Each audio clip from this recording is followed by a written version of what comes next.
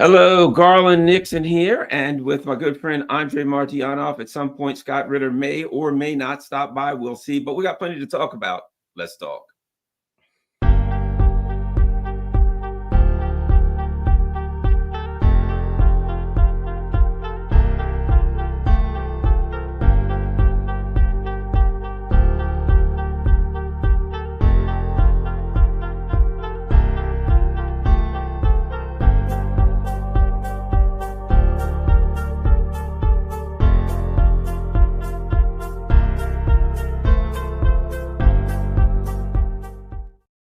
Hello, Garland here, and what do you know, Andrei and Scott, we're going to have a great evening. he is on point. We're going to have a good old time tonight. And if anybody, a couple people told me they loved the thumbnail. It was all three of us laughing about something. But we got plenty to talk about. Scary stuff. Let me dispel one thing, okay? To Sure. Kind of uncover the mystery, because Sure. I looked at it and some dude in the thing, what's the name of it, the ticker tape or whatever the thing. Yeah. He's like, oh, Andrei doesn't have any metal fillings in his teeth. First, it's not true. I have one, which is 30 years old, middle. By the way, done by the dentist from the U.S. Marine Corps. Awesome dude, But after that, everything you see, that's not mine. It's all crowns, okay? So I almost took out the second mortgage, No, I was able to pay it. So yeah, it's expensive, but all crowns. That is why I don't have metal fillings, and I hope I never will. All right. Well, that'll make it easier for you to get to the airport. Although these days, if you go through the airport, they'll probably grab all your electronics or what have you. So, and by the way, everyone, I'm not saying that they're going to throw me or anyone else off YouTube, but follow me on Rockfin and Rumble, just in case. These days, you never know what could happen on a given day. So make sure you're all following me on Rockfin and Rumble. I'll still be able to do my stuff no matter what happens. All right, let's get going, guys. Oh, by the way, also, make sure you go to Scott Ritter Extra. That's not Scott Ritter. Oh, excuse me. Ritter.com and follow Scott for all of his good work. And while you're there, you can donate. Also, Andrei is Smoothie X12. That's his YouTube channel. You got to follow that. Great stuff. And of course, your blog is the same, isn't it? Yeah. And OnlyFans account also the same. Okay. And I'm sick and tired explaining to people that has nothing to do with anything. So, but yeah, sure. And you can follow Andrei on Patreon. To contribute to his channel, you can become a Patreon member, contribute, keep him going. He does a lot of good work. All right, let's get started, guys. Let's start with you, Andrei. A lot of people have been talking about this, what David Sling and Patriot and all these Iron Domes, all of these names. And it certainly appears that recently there was a missile attack on Israel from Iran. And it seems to me that Israel, when it comes to air defense, is pretty much naked. Explain to us why it is that all of these multi-billion-dollar funny named, biblically named air defense systems, and those, missiles just go through them like there's nothing there. First, arrow, which is in Hebrew, I believe, very few words I know in Hebrew, which is, I believe, it hats. That's how it's called. David Sling and all. These are all actually Boeing's and Raytheon products. Rafael, which is the one of the the military-industrial complex in Israel corporation, which definitely have some input in terms of, I don't know, they adapted to their own use. But first, there's a lot of, I pointed out this mistake recently again. They write like Hats 3, Arrow 3, the range 1,480 miles. No, it's not the range of Hats or Arrow. It's actually Hats. The latest one, Arrow 3, is a somewhat remote equivalent, much worse than good old, what it used to be called Ante 2500, which is S300 PMU2. So obviously they're talking about the range of the ballistic missiles from where they can launch, that it's technically can intercept it. Well, when you look attentively on this, and this is the painful situation for the United States and has been for a long time. You can even go into the 2016 report of the American Society of the Scientists, who basically, dispel all all this mythology about that United States can intercept something, and they produce mathematics. And I agree, mathematics is not there. I've been writing about this for 10 years now. So, and they have those. And like it was in April, when everybody in the mainstream media, or, Zionist controlled media, if you wish, went all just absolutely, just, pardon my French, ejaculated on their screens. And, in terms of that, oh, look how great it is. Well, they have been given that time almost 4 hours in advance, warning. And then, of course, the first thing which flew them, there were those, slow drones. This time, the warning was given evidently very shortly before the launch. And then, of course, this time they used missiles of the type which is Fateh 3, for example, Iranians. This is, quasi-ballistic. This is, as it's kind of stated by Iranians, and I have no reason not to believe them, it is some kind of similarity with the capabilities of the Kinjal. And they say it's Mach 13 and maneuvering vehicle there. You're not going to shoot down it with the present state of the air defense in any NATO country. So, and as a result, we saw everything we needed to see. They can put whatever kabuki theater they want, but I mean, and Iranians just, again, they sent the message. If you look attentively, their targeting is pretty good. That means what? Their first, most likely astral correction, celestial correction, and command updates for pretty good, evidently, inertial systems on the board, which is most likely, laser. So, and yeah, they pretty much can hit whatever they want. And as a result, it came as shock. But this is this good old problem, which is also with the United States, as was the case with the Patriot PAC-3. I don't know why they compare it with S-400. You can take a look at the envelopes, comparison of the envelopes of capabilities. The PAC-3, Patriot Advanced Capabilities 3 package is not even in the same league. I mean, it's outranged, out whatever, everything. And so they continue with the situation, and I can only wrap it up with the words quoting.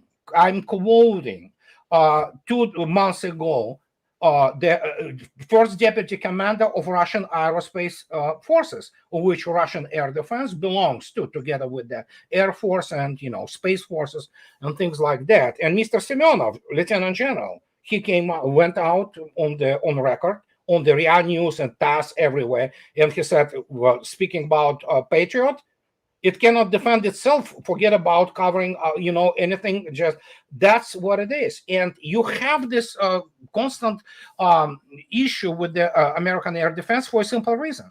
American air defense views are shaped by, obviously, America's tradition in the Air Force and in the air. They are heavily reliant on this thing. They believe that it still works. It doesn't work on the 21st century. You cannot intercept using what? Sidewinder or MRAM. It's laughable. How you can intercept this, Mach 4.5, for example, which is not even hypersonic. It is high supersonic. How can you intercept it? You will not be able to actually catch up with this, because if you look attentively at the velocities of the same AIM-9 Sidewinder, you look attentively at the MRAM, they're Mach 2.5, Mach 3.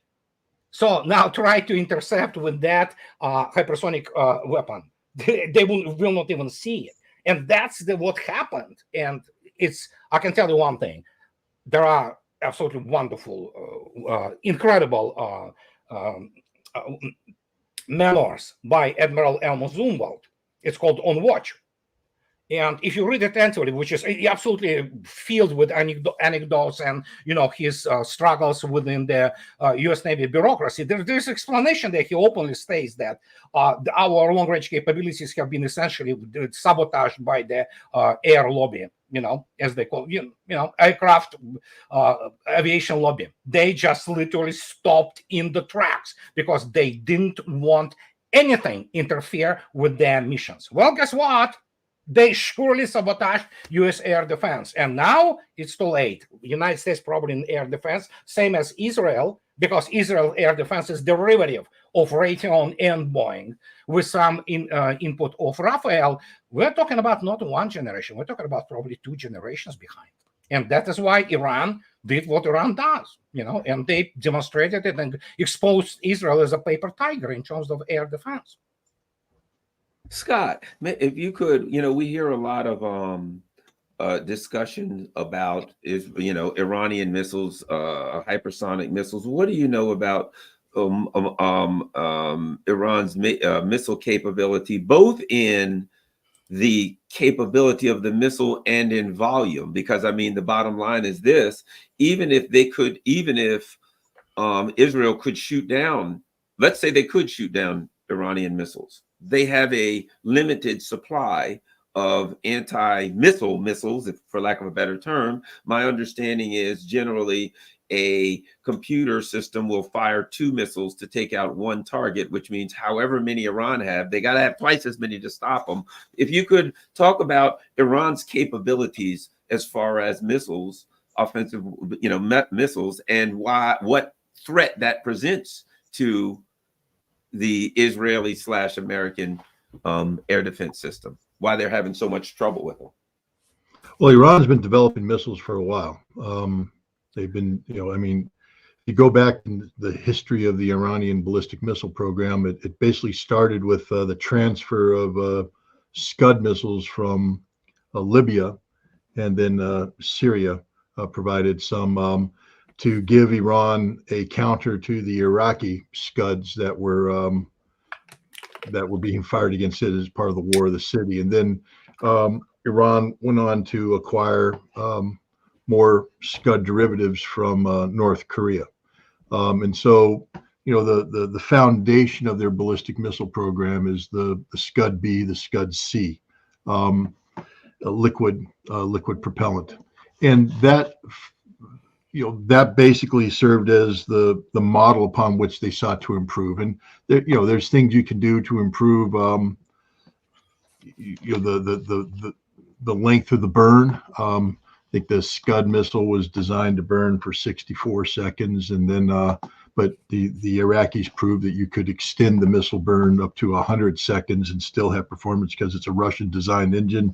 Once you start doing your own manufacturing, the quality probably drops because you're learning techniques, different welding techniques that if you haven't mastered that technique and such, then the welds aren't as perfect, and then your burn time goes. But the Iranians are one of the more advanced nations in the world. We keep, they're like, well, they're just Iranians. There's a reason why they, place high in every international math Olympics, because they're pretty damn smart. They have more peer-reviewed PhD theses than any other nation in the Middle East, and they compete with the top Western nations in the world. Their scientists are damn good, and they're very good at reverse engineering. And so they've developed a family of missiles. Basically, their Scud C variant, I think, was the Shahab 3. And now they've taken the Shahab 3 and they've created a different families of missiles. But it's basically liquid-fueled missiles. You can play with the fuel, get higher impulse rates, faster acceleration, but at the end of the day, it's still a liquid engine.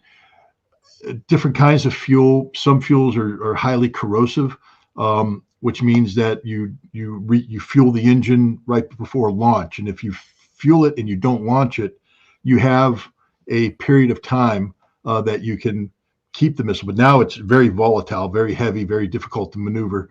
But you can do it. But if you don't, to give you an example, during in the lead up to the Gulf War, Iraq fueled up 7 Scuds that they had linked to their chemical weapons program. And so these were their retaliation. If Israel launched a strike against Iraq's nuclear program in the lead up to the Gulf War, these were the 7 missiles they were going to immediately fire with chemical warfare against Israel. So they were fueled, they were ready to launch out west. When the actual war started, these missiles, of course, got put into reserve, but they were still ready to be used. But then there came a point where you have to defuel them. So the missiles had to be sent back to maintenance, the fuel had to be taken out, and then there's things you have to do to cleanse it, to remove the corrosion, and then test the welds to make sure the missile can be put back into service. And that's the case. So, but there's other, the Soviets were able to develop certain hypergolic fuels and hypergolic, what that means is if normally you have a fuel, you have an oxidizer, and when they mix, they reach a combustion point, but there needs to be an initiation. There already has to be a heat source. They don't automatically combust when they touch. Hypergolic fuels, when they connect, they automatically ignite. The Soviets solved the problem of having to fuel their missiles by creating a liquid missile that became a loaded round. So basically, it was already fueled. I think the SS-19 might be one of those. So it's a missile already fueled, but it's liquid in a environmentally protected container that gets put into the silo, and it can be in the silo for X number of years before it has to be pulled out and maintained.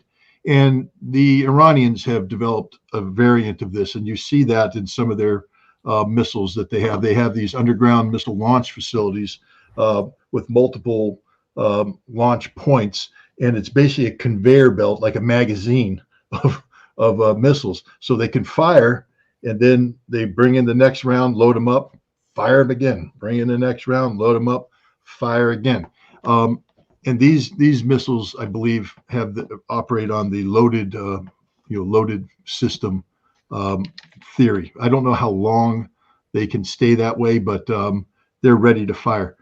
The reason why I'm talking about liquid and such is that the vast majority of the missiles that were fired during this attack, and this is an important point, were older liquid fuel missiles, derivatives of the Shahab 3.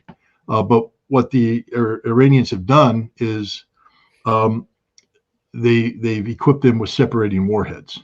And this is a game changer from the standpoint of interception. During the Gulf War, the Iraqis, without knowing it, had basically made their missiles impossible to intercept. And the reason is they took a standard Scud-B missile and then they lengthened it to get the longer burn time, to get the longer range. But as the missile is flying and the fuel gets burned off, the center of gravity starts to shift, and so what would happen is the missile would then break in 2 points. One was where the engine compartment connected to the oxidizer compartment. It would snap there. And the other one was where the warhead connected to the guidance compartment up front. It would snap. And so as the missile flew in, it would break into 3 parts. And so now you have 3 parts, and they're moving. And then because these parts are unstable, they start to spin. And so you got these parts spinning, you got warheads maneuvering, even though it's not meant to maneuvering. And now you have the Patriot system going, I can't compute. I literally can't compute. And it confused the hell.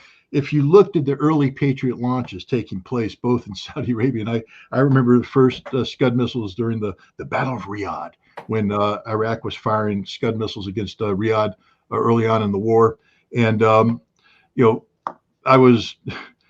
I was off duty, but I was the missile guy, and it's like missiles are coming. There was like, put on your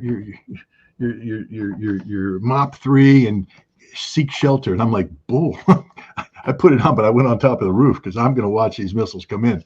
And sure enough, here comes the Scud. And all of a sudden, bam! I didn't realize a Patriot battery was literally right down the road.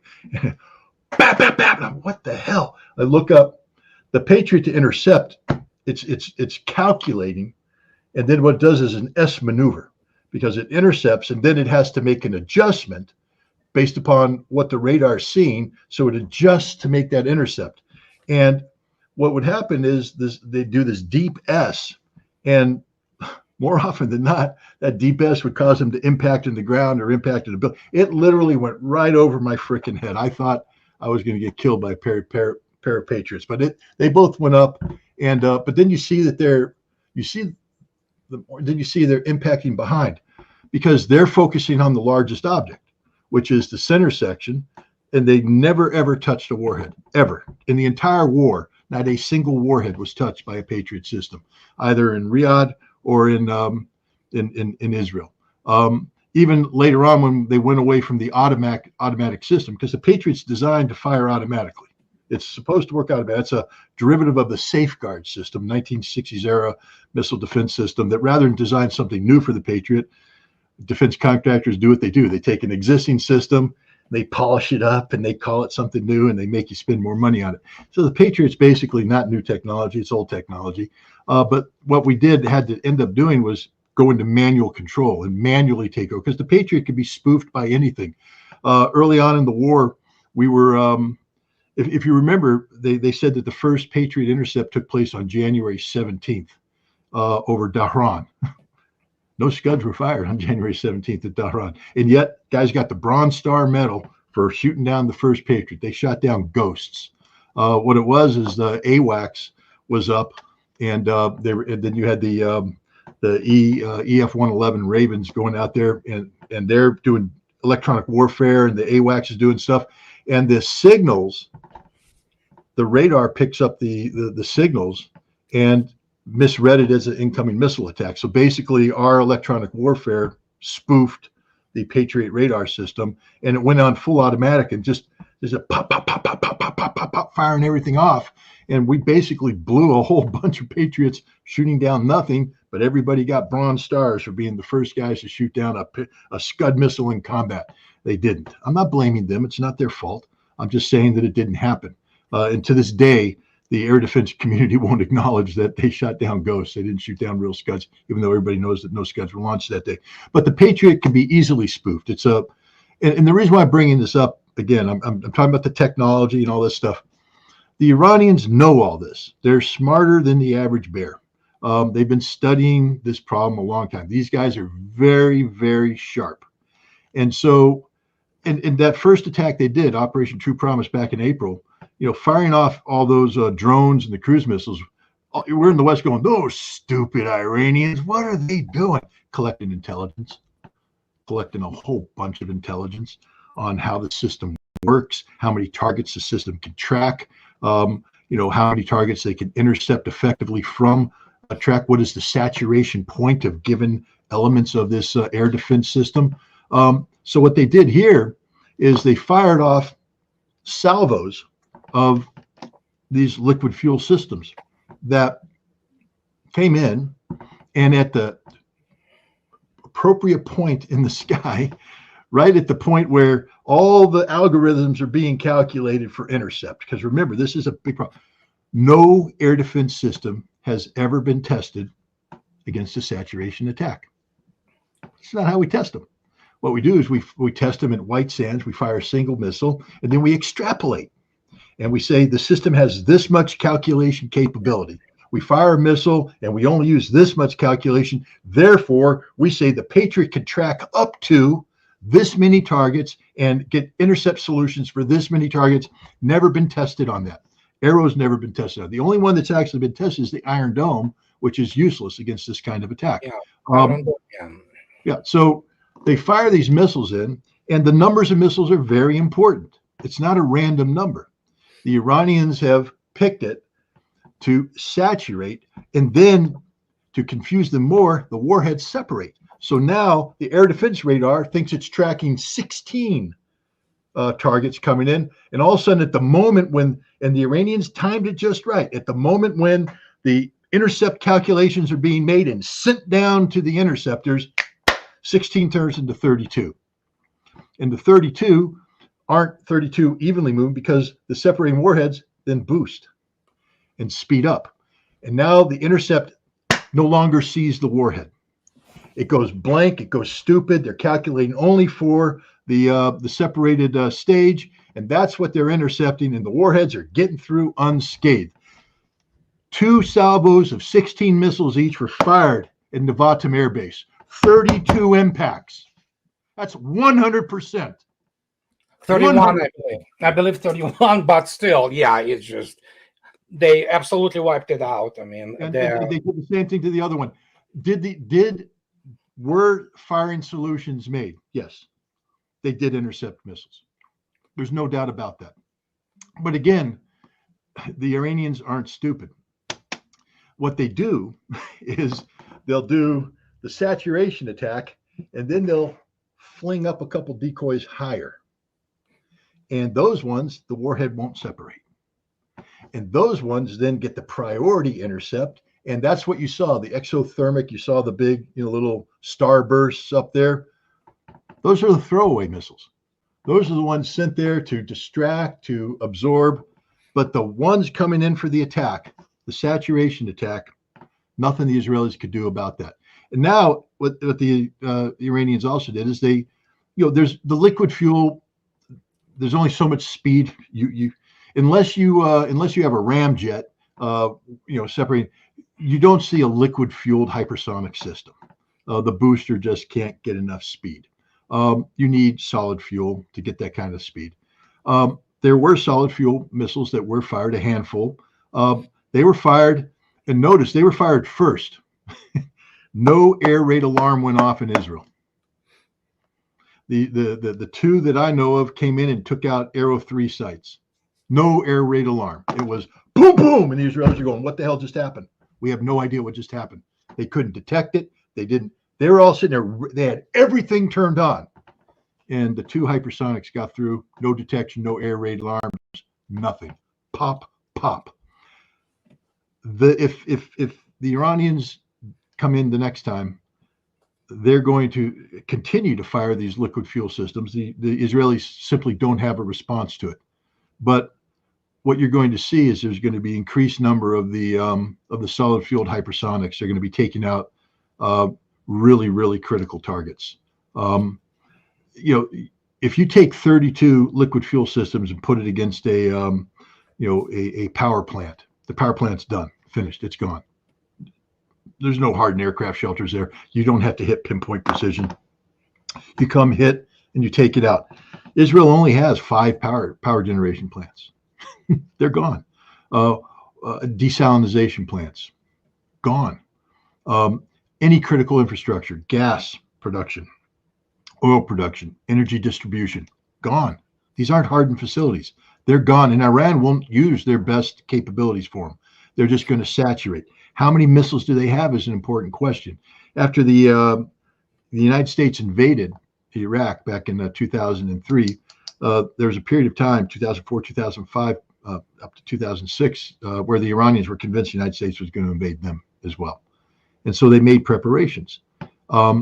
And what they did is they conceded that the United States has the ability to carry out decapitating attacks, take out the leadership, or at least make it impossible for the leadership to coordinate. So they broke Iran down into various military districts that are self-sufficient, which means if you lose contact with the top, this district will operate based upon the battle plan that it has. It will execute the battle plan to defend its area, plus retain offensive strike capability on its own, because Iran's objective isn't just to ride out the attack, it's to hurt you, to hit you. And each one of them has an independent ballistic missile launch capability. That's where these underground facilities with the conveyor belts of missiles come in. They also have, the missiles in the side of the mountains that can come out and fire and all. The bottom line is, Iran probably has 3,000 to 5,000 missiles ready to go right now. And the Israelis need to understand that if there's the next conflict that happens, it isn't going to be a salvo of 200. It's going to be a salvo of 500 to 1,000. And there's going to be multiple salvos coming in because the Iranians can fire, reload, fire, reload, fire. And Israel will disappear, literally disappear in the span of 30 minutes. There won't be anything left. But then there's the solid rocket stuff that's also going to hit. But in reserve, the numbers get ridiculous because they've been producing missiles for a long time. So in reserve, the numbers get into the tens of thousands. Some people are even saying 100,000 missiles have been produced and are in storage. Iran can do this all day long. And they've, like I said, developed technology. Even their older missiles have been modified, adapted. The warheads they have are amazing. They not only separate, they not only have their own power system and can accelerate, they can maneuver. Many of them, if you watch the videos, you'll see every once in a while one of the warheads will sort of stop and then pop off like 10 things. And those are decoys and smaller warheads that accelerate down. So the decoys pop out, absorb the air defense, and then the smaller warheads keep pace with the decoy, and then at the appropriate time accelerate through. They can't be intercepted. They hit their targets. The Iranians have a whole series of different warheads, separating warheads, maneuvering warheads, decoys, etc., that there is no solution to. They're smart. They know what they're doing. And I would just tell you this: if Israel strikes Iran, they're committing suicide, literal suicide, because Iran will take them off the face of the earth. Andre, something I wanted to ask you about, if you could go into I want, however, sure, go ahead. Yeah, go ahead and comment on that, and then I got another question. I agree entirely with what Scott says, but I want to make one thing that actually there is one hypersonic weapon which is liquid fuel. It is 3M22 Zircon anti-shipping missile. It actually can strike on. It uses what is called the high impulse synthetic fuel called Desaline M. It's kind of like the aviation fuel, but on steroids.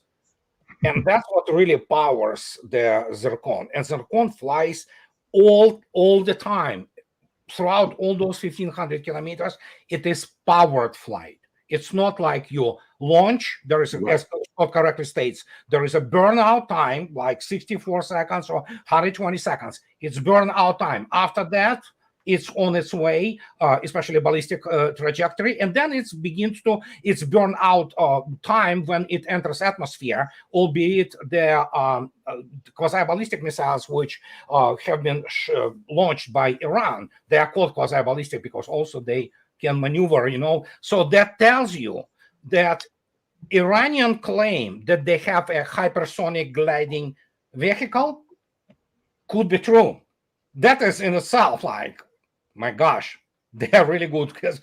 Yeah. And so in this case, but other than that, I totally agree with Scott. It's the basically composition of the salvo which you do. And again, once you go hypersonic weapons, once you go hypersonic targets, flying at you, there is currently no Western system which can do anything about it, especially considering the fact that low selectivity. You have to develop algorithms, mathematics, obviously, with the sensors, which is called high selectivity. High selectivity being precisely able to distinguish, for example, like the AVAX, good old AVAX. I mean, in the 80s, they could easily figure out when Tu-95 Bear will fly, launch chaff, to cover it. Well, guess what? They already then had this, digital technologies. They literally could, separate them, and they would still see the bear, Tu-95 within this chaff cloud, So it's always the game of mathematics primarily. Well, physics too, obviously. So it's a pretty complex issue. But yes, there was this wonderful, in fact, I think so, he's genius. He was genius. Captain Wayne Hughes, a U.S. Navy. He taught in the naval postgraduate school in, in California. It's not Newport, it's not U.S. Naval War College, it's a postgraduate school. And he wrote, and he developed this salvo model, of the missile exchange. It is amazingly simple, because you don't do there any kind of integrals, differentials, and all things. But it was a genius. It's a discrete model which perfectly applies to the situation of the air defense. And this is where you begin to kind of already count and like, oh yeah, you can predict to a certain, obviously, level of probability what's going to happen. And yeah, as Scott stated, Iran is just, they better not do stupid things because Israel can cease to exist. Let me ask you this. Here's what I wanted to ask you about. One of the things that I read a lot early was that immediately after, when Israel started threatening Iran a while back, after the first attack, that the Russians started to supply Iran with a lot of defensive capabilities, S-400s. I hear there's Su-35s, but I don't know. But S-400s for sure, and Murmansk, electronic warfare system. Yeah, they're not going to supply Murmansk. It's a strategic system, essentially. Its range is 5,000 kilometers. This is the doomsday, essentially. They use it somewhat, actually, literally from Murmansk area, albeit it's pretty much spread evenly, so to speak, across the number of the military districts in Russia. But it's not used to the full capacity. But even that, it's basically the whole idea of Murmansk, and evidently it works, is to shut down, to jam all shortwave communications, which is primarily also command and control communications of NATO. That's the main point. They will give, which they did already, a number of the electronic warfare capabilities to Iran, but I don't think so Murmansk, or at least its original version, will be provided. It's one of those, like super duper, let's put it this way. Well, so here's my question, Andrei. With all the discussions of attacking, the U.S. / Israel attacking Iran, with the F-35s, whatever, with S-400s around, and with some level of electronic warfare systems, if as it appears Russia has given them significant defensive capabilities, how much harder would that make it? How difficult would it be for the Israelis and the Americans to come in and to launch an attack on Iran with S-400s and the whatever electronic warfare defensive capabilities that are provided by the Russians? How hard will that make it on the Westerners trying to attack Iran? Harder, but you need to have the fully integrated. Well, you have to keep in mind, though, what many people do not know. Iran is the only fourth entity in the world which produces own long-range defense air defense complexes. Many people don't know. Some of them are knockoffs, for example, of Book M1, but they are good. They produce long-range systems which are knockoffs of S-300. And first, they have obviously their S-300 complexes deployed around their Bushehr nuclear power station. It is there. Where they will possibly, place those S-400, I don't know. But just to demonstrate to you what S-400 and systems which are attached to it, including, obviously, you need to have if you have several of the air defense complexes, you need the fusion center, something like Polyana M, where you really control the network itself.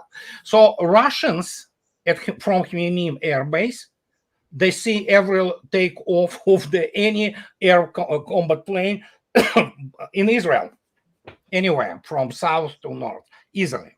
So, and when you have this capability, and then you begin to look at the capability of what do they carry, it's a complex game, because obviously you need to have a layered thing. You need to have also over the horizon and beyond the horizon radar. Okay, do they have it? I don't know. But if you look attentively at for example, Popeye or other Delilah missiles of Israel, they are all their launch ranges are within the launch range and detection range of S-400. So, and they still have to get to some elevation to launch them. They cannot launch them on what's called the Siskibar mode. You have to launch missiles still being at a significant, elevation. And the formula of the radar visibility or radio visibility is very simple. So the higher you are, the further you are seen. So it's very complex. Plus, we have to understand that Mr. Shoigu have been in Iran recently, and then you have Mr. Mishustin, and you know what? We don't know what is going on in terms of the exchange. I can tell you one thing, though. Number of the Iranian officers have studied in Russia. The crews of their submarines, which are, of course, Project 877 Varshavyanka, they have been trained by one of my classmates. And then my classmate actually was the chief of the transfer of the, those kilos of class to Iranian Navy in 1994, I believe it was. So, I mean, they're smart people, albeit instead of at that time in St. Petersburg, they were also very good at visiting the nudie bars, like strip clubs and things like that. So, but funny, they have literally like commissar there, political officer essentially, they're, from the Iranian, what's the name of it, the Islamic, core of the Islamic, guards of the Islamic. IRGC, yeah, right. Yeah, so, and they have those officers there, I don't know if they attended strip clubs, but surely they had fun, so hey, what can you do? We're all humans, all right? So yeah, they are smart people. They are definitely not your and nothing wrong against Arabs. There are many brilliant people, some of my friends, but in terms of the combined arms warfare and modern warfare, they are different level. This is not Iraq, this is not Egypt. These are different people, and many of them studied in Russia. Scott, your thoughts on Iran's ability to repel an attack with the things that they have, with what's been provided them from Russia? Because, the Israelis immediately right afterwards, they were, a lot of bravado. Well, we're going to hit back, their chest is out. We're going to smash them. There are going to be severe consequences. We're going to come and get them. Ooh, they're going to get it now. And then a day went by and another day and another day. And they're like, yeah, you just wait. And the more you look at it, the more you realize, the most embarrassing thing would be for them to send F-35s in and for to get them all shot down. I mean, the worst, they'd be better off not to launch an attack than to launch an attack and have it thwarted. What do you think, Scott, the abilities of Iran to repel an attack, the difficulty that Israel would have in launching an attack a retaliatory attack on Iran? Well, having participated in the planning of large scale air attacks against Iraq during the Gulf War, I know technology's changed, but the planning parameters are still the same. You start out with the target itself. What's the target? And what damage do you want to do to the target? That's the first thing that has to be answered. What weapon do we need to deliver on the target, and what parameter to achieve the probability of kill? Because now, once you determine the weapon, now you have to say, okay, what system can deliver this weapon? All right. And so now we've identified the weapon, the system, and now how do we get the system from where it is to where it needs to be, and importantly, back again. And so the first thing you have to look at is range. What kind of fuel capacity does the system have? What range is that? But now that doesn't simply answer your question, because I can get more range out of it by going higher and in flying at a reduced, not a reduced speed, but a cruising speed. Is that a combat profile? Not necessarily. You might want to be lower, but the lower you get, the more the engine's working, because the thicker air and all this stuff. So your rate of burn's higher. The other thing is, are you flying? Do you want to be detected by enemy radar? Fly up high, radar can see. If you don't want to be detected, come down low. Again, now you might have to make certain adjustments in your route based upon terrain masking, etc. All of this burns up fuel. So now you've got to come up to a point where you say, okay, where do I transition from, being in transit to combat mode in? When I go to combat mode, I need to have maximum amount of fuel available to that aircraft, which means I have to have a refueling point set up. All right. Now I have to take care of this refueling point. Do I want this refueling point to be accessible by enemy air defense? During the Gulf War, we kept our tankers over Saudi airspace, and then to protect them, we put combat air patrols between them and the Iraqis to prevent any Iraqi MiG-29s or Mirage F-1s from trying to make a shot at the tankers. Because you shoot down a tanker, you screw up the entire attack. But the thing is, the Iranians, again, aren't stupid. They've reverse engineered us all too. And so they know where the ideal tanker places are. And if the Iranians are smart, they, at the appropriate time, they're going to be shooting, jets out there to find tankers and shoot them down, which means the Israelis have to divert considerable amount of aircraft to combat air patrol, protecting their tanker force. And the tankers themselves are going to be far away from Israel. That's what everybody doesn't understand. Israel's a long way away from Iran, a long way away. So parking the tankers themselves only have a certain amount of loiter time before they have to replace. So there's a whole strategy about getting tankers out there, holding them in place, protecting them. Those planes that are protecting them are going to need tankers to protect the tankers. So a whole bunch of tankers are going to be needed just to even begin to talk about this. So now you've calculated all that out, and you've picked how many aircraft you need. Now you've got to overlay the Iranian defenses. You've got to basically take the intelligence, look where the Iranian radars are, look where their air defense systems are, and you develop it. And then you're basically navigating between them, finding the gap in between. And all of that mission planning is based upon real world data. You asked the question, what's the impact of Russian equipment being provided? Israelis haven't planned for that.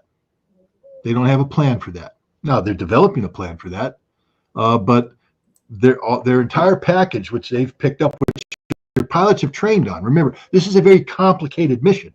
This is a mission. I don't like to go to movies, but in Maverick, the flight parameters in Maverick were made for Hollywood. But this is exactly what happens.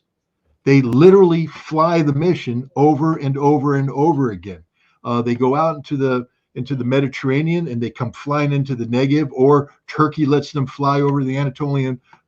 They practice the flight parameters, and suddenly you change things, and that changes everything. Now the pilots have to go back and recalculate. That may change some of their performance characteristics. Complicates things. So the idea that Israel is just going to automatically go in there and walk all over Iran is ludicrous. The other thing is the amount of aircraft that are required. Okay. I don't know. I'm assuming people can hear me, but Andrei, can you hear me? Yeah, I can hear you just fine. Yeah, I didn't know if Garland was telling me he can't hear me, but the point is, you're fine. You're coming across well. Okay. This is aircraft intensive stuff. There's jamming that has to take place. There's suppression of enemy air defense. It's not just your aircraft trying to shoot in, drop a bomb. You're going to have to come in. You're going to have to be suppressing enemy air defense. You have to be jamming. You're going to have combat air patrols to take care of fighters. This is the number of aircraft required to do deep strikes such as this is amazing. You may get away on the first night in flying a solo shot, coming in, dropping a bomb. But to defeat Iran, you need to have a sustained air campaign, which means you're going to have to be, sorting out really complex strike packages night after night after night after night. Israel simply doesn't have the Air Force that can do this. Their Air Force isn't large enough. Remember, they fly the F-35. Just because they put a Star of David on it doesn't suddenly make it a wonderful airplane. The F-35 is a piece of garbage. And when you fly the F-35, it requires maintenance, significant maintenance. Yeah. And so all the F-35s that you have, 56 of them, and you fly them into Iran on the first night, and you come back, and 20 of them can't fly the next night because something went wrong. They got a rip in their skin. They, a hiccup in this, a hiccup in that. They're down for maintenance. You fly the next ones out there. Within a week, no F-35s are going to be flying combat sorties if you're doing intensive sorties. F-22s, you might get more. But the point is, the idea that Israel would be able to launch a sustained air campaign against Iran is ludicrous. And Iran has made it even more ludicrous by getting updated stuff. The other thing is, I'll leave it with this, and Andrei, you can correct me if I'm wrong on here, but my assumption is that, yes, Iranians may have gone to school and gotten trained on some of this stuff, but I would bet a dime to a dollar that the S-400s and the Su-35s are operated by Russians and flown by Russians at this stage of the game.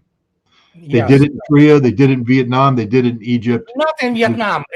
Russians were manning air defense complexes in Vietnam. But the only time when the Russian pilot was present in the air combat, it was with some captain or major of the North Vietnam, and he was in the second, back seat in MiG-21. And he wasn't taking part in it because first, Russian pilots were forbidden, unlike it was in Korea, where the whole Russian corps fought there. But it actually, this Vietnamese guy, he became the hero of Vietnam. They were doing training flight with the weapons, obviously, because it was there. And actually, they have been they basically have the encounter with the, I believe, some kind of the either, what was the name of this F4, thing? maybe the Phantom? No, not Phantom. But the guy, they were essentially nuclear bombers. F-105. What? F-105. Yeah. So yeah, and he shot like a couple of them, and Russian Soviet pilot was sitting there like, "Hey, not my order." But in terms of the air defense complexes, absolutely. But I want to add to what Scott said, which is absolutely correct. First, we have now the president of Iran basically getting into the Kazan, 30th of October. We have the signing, and he will go there through Moscow with signing with Mr. Putin. Basically the comprehensive, essentially military political alliance with Russia. And you have to keep in mind, unlike Iraq or somebody else, Iraq was was funny, but modern Russian ISR, intelligence, surveillance, and reconnaissance complex, first, the moment any aircraft in any kind of the significant numbers begins to take off in Israel, okay, there will be A-50U from Khmeimim Air Base already in the air, okay? So, and there will be, they're from, either Krasnodar or Rostov-on-Don, there will be another A-50U flying into the southern part of the Caspian Sea, thus providing what is called it's called missile threatening direction, so it's tactical term, it's actually operational term. And they will be covering all radar picture of what will be going on. And guess what? It will be immediately transferred, apart from the satellite data, to obviously Iranian air defense complexes. And whatever they have now, I heard about 2 Su-35s being delivered. I don't know about this. I am pretty sure that, if it comes down to this, there will be Russian pilots flying them, so I agree with Scott. But Iran will have the full radar picture and full real-time data in terms of the who, how many, where they fly, where the tankers are, and all that thing. And there you go. And that's another pickle, Israel is finding itself into, I mean, Vladimir Putin at some point of time believed Netanyahu, and they were in a very friendly footing, not anymore. So there you go. Well, let me ask you this. If we go to Ukraine, the state of things, there was the Kursk attack. And certainly it was a, quote, embarrassment for the Russians, but it seems to have been strategic. It's almost like the pager thing. It was a brief tactical PR victory, but within a couple of days, they got hit by missiles and everybody forgot about the pagers, right? Other than people all over the world now realizing their capability and doing what they need to do to make sure that their radios and etc., their electronics were safe. The Kursk offensive and what's currently going on the line of contact in the battlefield, the rapid decline, the rapid fall, the connections. It seems to me that they went into Kursk, oh boy, we got a big PR, we embarrassed the Russians, but then they had no reserves. And talk about the state of affairs on the Russian battlefield, what you're hearing maybe that we may not know, Andrei. General staff, from what I know from people who are in this, Scott knows one of them, Vladimir Trukhan, but there are other people who are, some of them from former general staff. It was equal probable, equal meaning equal probability of the attack onto Bryansk, Belgorod, and Kursk Oblast. Kursk Oblast, there was some, actually the embarrassment was not in the fact that they invaded. Obviously, they were supplied with all data from the United States and its ISR capabilities. London planned this disaster. You wouldn't expect anything from them other than that, other than catastrophe, as with Doug McGregor calling their forces, which are Lilliputian, which is true, you know. So what do you expect from the officer of the General Staff of the United Kingdom? Well, there you go. But the problem was, of course, that there were some issues with the erecting of the, well, with erection probably too, for the you know, temporary governor of the Kursk Oblast. There was issue with the serious funds, let's put it this way, which didn't go directly, immediately into the erection of the basic things, you know, like the dragon teeth and things like that. So, plus there was one that Moran, he probably already is not in command anymore, of the what is the border guards detachment, which was deployed there. You know, actually the first day, border guards units, which of this detachment is a combination of the what is called the outposts. So it's not like necessarily detachment. They actually more towards the brigade level, you know, force. And so they heroically fought it off. They actually basically blunted the offensive. And after that, it was just a matter of technique. Everybody knew that they will try to attack one of those three, you know, oblasts. So they decided not go to Bryansk. There were some probing attacks on Belgorod. You know, previously they were doing those the diversionary recon groups. So okay, here it is, Kursk. Yes, they go in. Well, guess what? They suddenly blunted by the FSB forces, which are of course the border guards. And then after that, instead of moving reserves. And here comes this issue. Do they even understand what strategic reserve or, you know, front or army group reserve is? Evidently, those people do not understand. They expected Russia to start withdrawing forces from Donetsk operational axis. The question is, who told them that that's how you fight war with the country with the size and capability as Russia? I mean, these guys, I mean, I'm pretty sure these guys read about Market Garden in London, okay? Although I know there were some Americans who were helping on this planning, but they still live in this delusion, you know, that they matter. So what today on the 8th of October, I know the data from yesterday, around 23,000 KIAs, best of the best, creme de la creme of the Ukrainian forces, and very many of those actually volunteers. Well, we already know today the reports from that they were executing old people, women, and young people just in the front of the Polish mercenaries, raping women, cutting their heads off.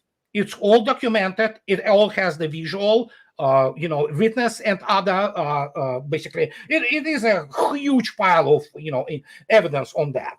So that tells you everything. And they have been asking now to be withdrawn. And instead of Russians, you know, throwing the reserves, there was no need. I mean, there was a, you know, operational reserve, which was there. You know, the only thing they did, they moved Aid's battalion, Ahmad battalion, Aid, you know, they moved 810th Marine Corps Brigade, Marines, but they were in the operational reserve.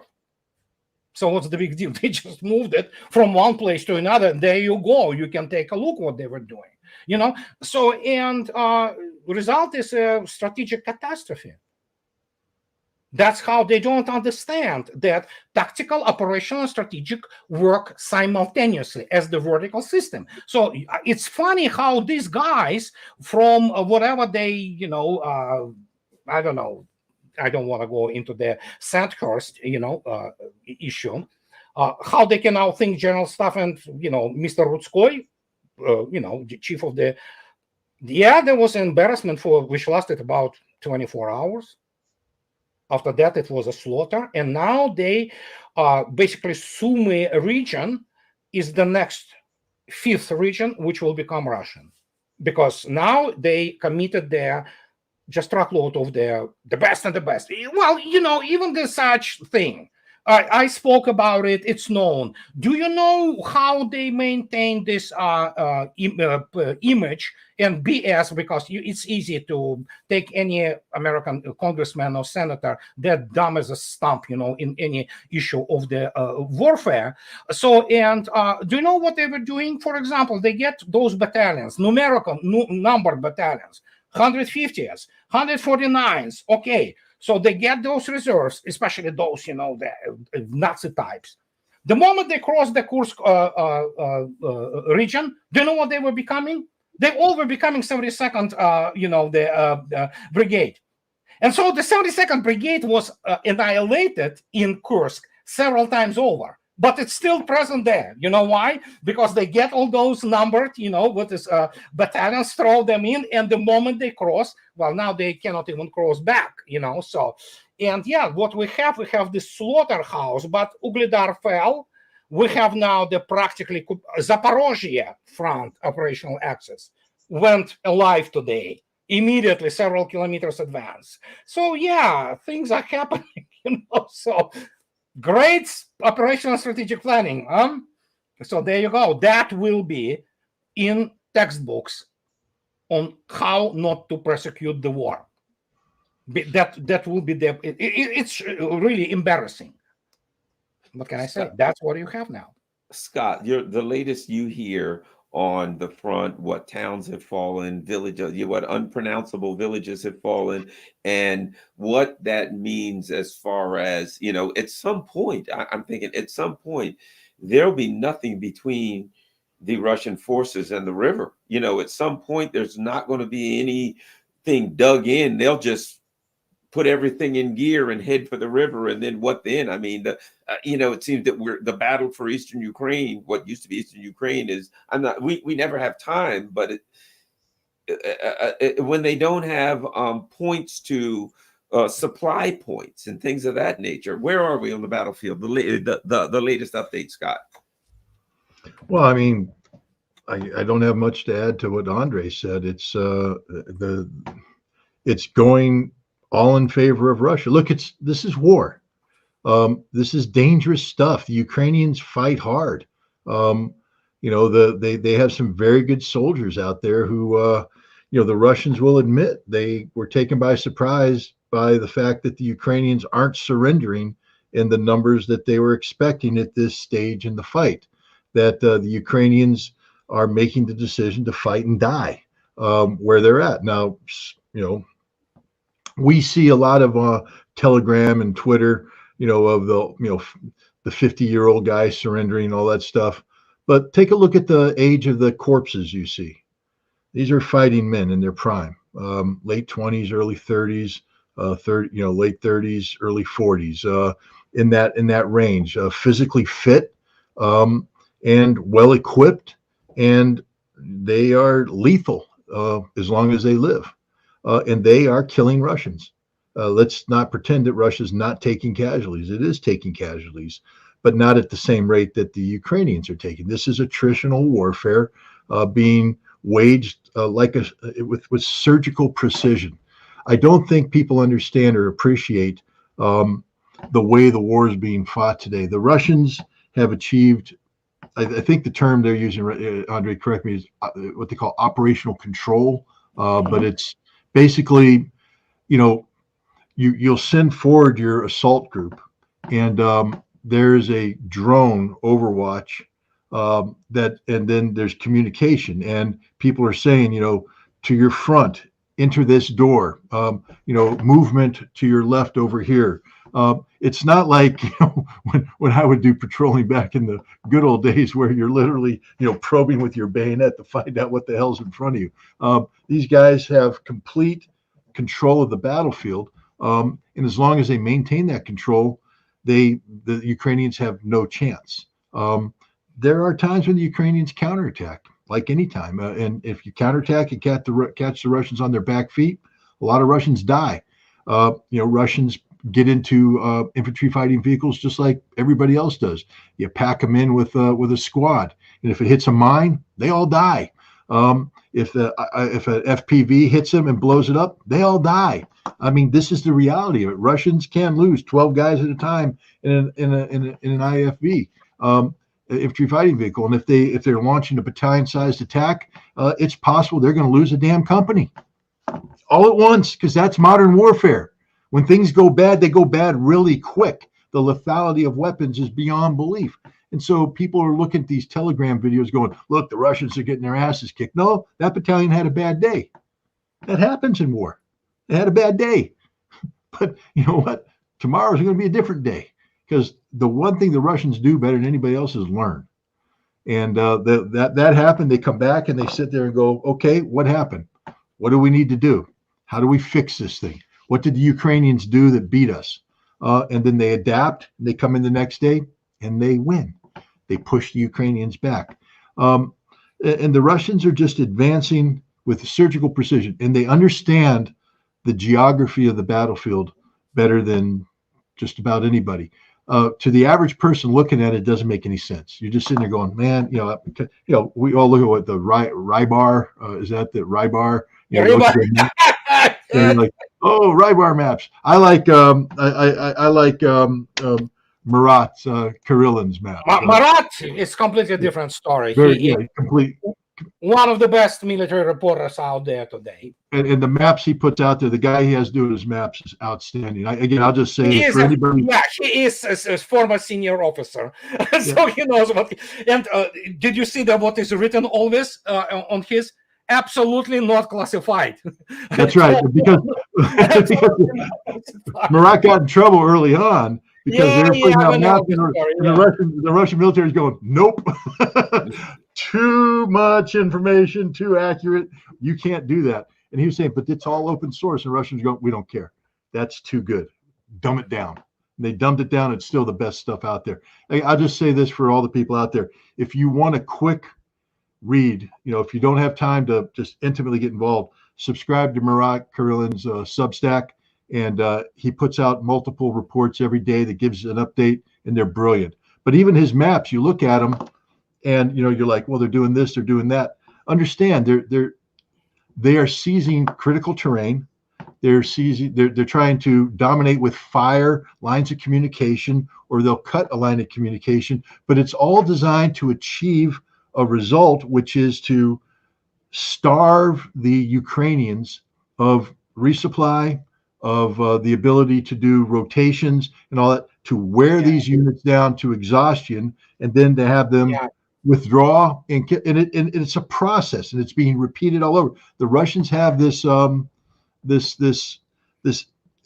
combat algorithm figured out, and they're just repeating over, and there's nothing the Ukrainians can do to beat it, because the Ukrainians simply don't have the resources to counter. Every once in a while, the Ukrainians will surge and get a very capable unit in sufficient numbers at a particular part of the front.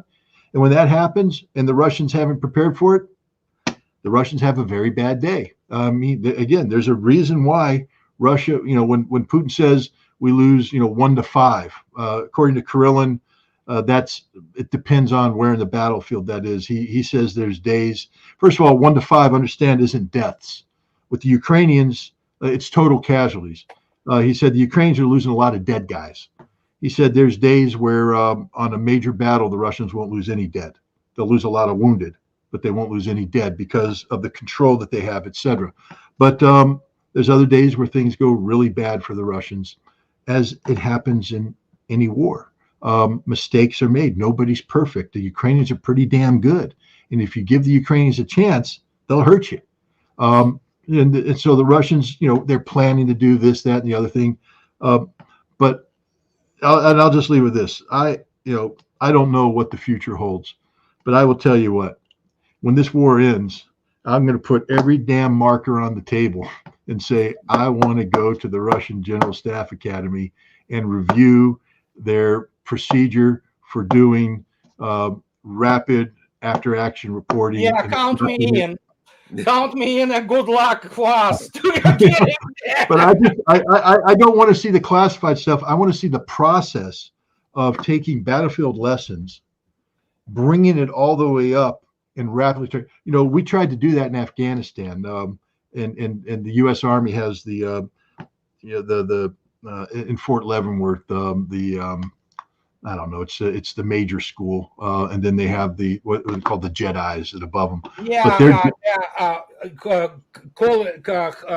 Command and General Staff Command College. That's Leavenworth, Kansas. Yes, SAMS. It's the School of Advanced Military Studies. SAMS. Okay. Yeah, and they would do stuff like that for Afghanistan. Take them 6 months or a year to do a study like that. They'd bring in all their PhDs and they'd get all these guys together, and I'm just watching, the Russians, like Apti Aladanov, he was sitting there, he was having a good war, and the Russians went, hey, you're in General Staff Academy, and your job is to train everybody, all the lessons you learned, and they're going to train you about staff procedures, and then you're going to come out, we're going to plug you back in. And you're not going to be there for too long. You're only in Staff Academy but during that time, new doctrine is written. New pamphlets are written, distributed. They go to the training people. They learn. They go to the front lines. And the Russians are adapting every single day. It's amazing. And I just really would like to capture that process and just evaluate it, because, man, we could learn from that. That's something that the West, we can't do that in the West, though. We have to get the PhDs in there who have never been to the front line, and they're going to sit back and evaluate this and write theses and pamphlets and publish. And a year later, you might get some doctrine out there that's never been combat tested. The Russians are doing it.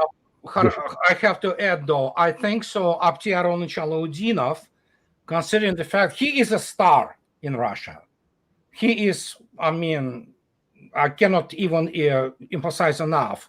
He obviously is, first, don't forget who he is. He's deputy chief of the main political directorate of the Ministry of Defense. He's one of 4 deputies, actually. And he is general, probably he's going to end up lieutenant general, but I think so. For him, the path is now way beyond general staff, and his path is in politics, and big time politics. Wow. I think so. And I'm talking like really, really big politics, like executive branch, not some kind of the, senator or member of Duma. I'm talking about the guy.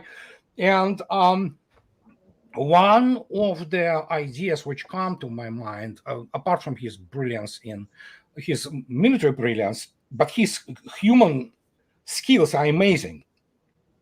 And so I think so when it comes down to whatever will be left currently at Ukraine, he will be the guy who will be governing, unless, of course, Ramzan Ahmadovich Kadyrov decides to, but he is not feeling well as of lately. But Ramzan would settle the issue pretty fast, let me put it this way. But no, Alaudinov is he is not just military; he's a political star now. Well, let me just tell a little story, if I may. Yeah. When I was there in this last time, I met with him several times, and the last time I met with him was at dinner with Steven Seagal. Completely different thing, but Opti was trying to meet with me, and it was one of my last nights there, and he called up and he said, he wanted to go to dinner. I said, well, I'm already at dinner with Steven Seagal, so I can't. So we asked Steven if he could come. Apti came. So Apti came to the table, and he's a superstar. He's a good guy. But I like to sort of joke around and have fun. I don't take life too seriously. And so I sat there and I threw a couple jabs at him because he was jabbing at me being a Marine and all this kind of stuff. And I said, come on, man, you're a general. what kind of combat do you see? You're back in the rear with the gear. Oh, he got pissed off. He pulled out his phone and he brings up and he shows me the imagery they'd taken. He was in his command post when the reports came in about contact, and there were two of the Ahmad soldiers that were wounded and under fire, and the team that was supposed to go out and recover them got hit, and they have more wounded. And so Opti gets in the damn BMP and drives out there, brings the BMP, comes out, lays down suppressing fire with, personally laying down suppressing, bullets zinging by his head, laying it down. He gets down, he dresses the wounds of his soldiers, laying down suppressive fire, evacuates them into the vehicle, and then drives away. And he's going, in the rear with the gear, huh? In the rear with the gear, huh? In the rear with the gear. And I'm like, okay, I'm sorry. So I'm lucky to have gotten away with my life. I'll show you something cool. This is a gift from Opti. The commander's knife that Kadyrov gave him, and then he gave me. But I was concerned at the end of that dinner that knife was going to go somewhere, because I really pissed him off. Fortunately, he has a great sense of humor, but I touched a nerve. He is a combat leader, a frontline combat leader. And anybody who doubts this man's physical courage, you're making a huge mistake. Before we go, one last quick question that I wanted to throw it at Andrei. In the NATO tradition, the higher ranking officers are a few hundred kilometers behind the contact line, in a bunker somewhere. It is my understanding that the Russian tradition is more for high ranking officers to fight closer to the front. Yeah, is that a rumor? Is that true? No, that's them Russian generals and senior officers, many of them, not all. That's the problem. They ask, why Russian generals get killed so often? Well, because average Russian general, I'm not talking about the political generals who, suck anybody's cock, for the promotion and things like that. I'm talking about like Abdel Shaludinov is a hero of Russia, no less. Okay, if somebody doubts he's the highest, decorated man for his courage. The same goes with Russian generals. Few of them have been killed in Syria because those damn idiots don't like to sit in there. As each formation, it is all in their manuals on how you organize the staff work. For example, for the staff or headquarters of, let's say, brigade, where it's supposed to be during the, where you sit in terms of your formation during offensive or during defensive operations. The same goes for division, let alone for the Army Corps, and on and on and on. And of course, once you get into the Corps level, you can sit like 50 kilometers in depth, Army, there you go.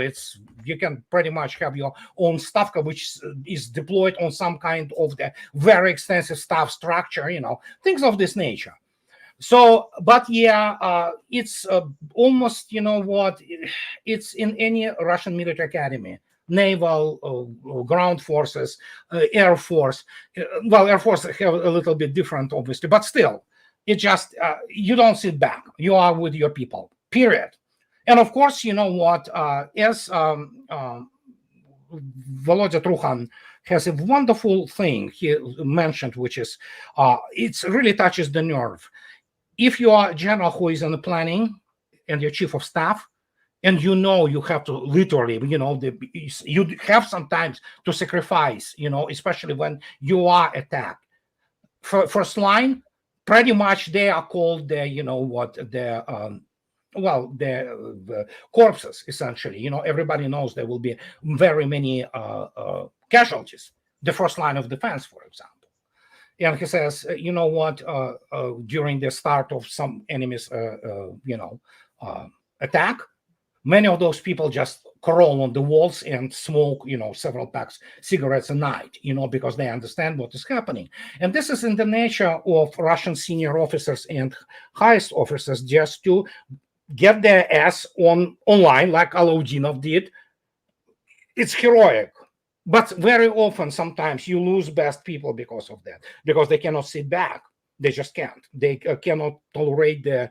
And I know this feeling. I know how you begin to have number under your command, and like they are becoming, you yourself is just fresh, and young, but they are kind of like kids, So, and for general officer who commands, my gosh, division or corps, yeah, it's difficult for him to sit.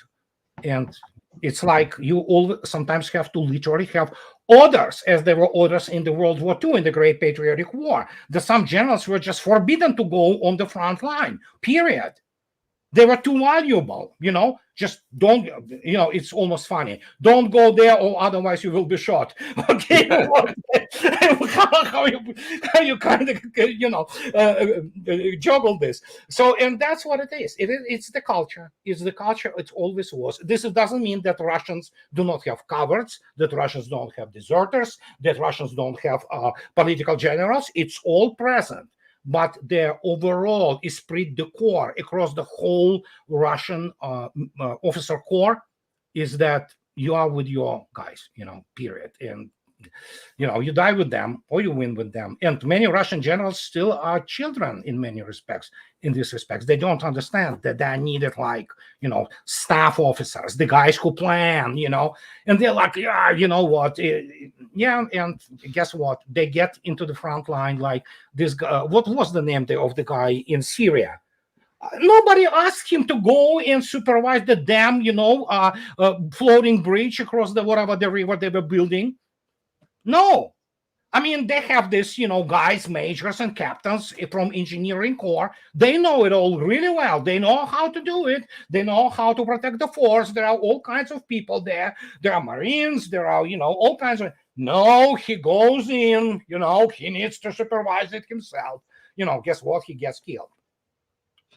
Well, gentlemen, I certainly appreciate your time, and it was another great discussion. Don't forget, everybody, you go to scottritter.com, where you can see all of Scott's good work. And while you're there, make sure you donate, because Scott's got to keep going, and it's expensive stuff to do all the work he's doing, the traveling and everything, the equipment he needs to buy. Go to scottritter.com, donate, share scottritter.com on all your social media platforms, and put a little note on the post reminding people when they get there to donate also.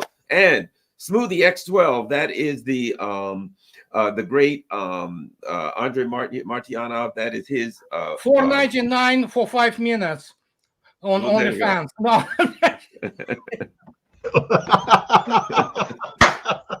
Smoothie X12. That's the name of it. I'm blind. Now I know where the name came from. I've been blinded. Holy cow. Just the thought of it. So when you go there. Andrei, you have a new book out, don't you? Oh, yeah. Yeah. What's it called? Well, pimp it. Yeah. What's your latest book? Yeah. America's Final War. It's a good book. And what's that about? It's about America's Final War. America's Final War in the special military operation, essentially. But it's more strategy. It's more strategy, technical stuff. But yeah, there's a lot of description of the combat and hostilities. America's Final War. I'm sure you can find that on Amazon. And yeah. Clarity Press. Clarity Press. Clarity Press. Yes, our favorite Clarity Press. Make sure you follow Scott also on Telegram, and make sure you subscribe to the Smoothie X12, to Andrei's YouTube page. And thanks a lot, everybody. We certainly appreciate it, gentlemen. Thank you. One last question for Andrei. Sure, go ahead. How much money can you make in a day on your OnlyFans? No, I'm not making money. I am actually bankrupting people.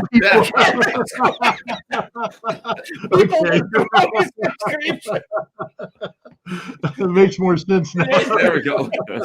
All right, guys. I owe money now for killing the business. All right, everyone. Thank you very much. And don't forget, share this on all your social media platforms. As you know, follow me on Rockfin, follow me on Rumble. As you know, this YouTube platform could be gone at any time. And since I'm not on X, make sure you share this on X so everybody gets a chance to see it. Thanks a lot. We're out.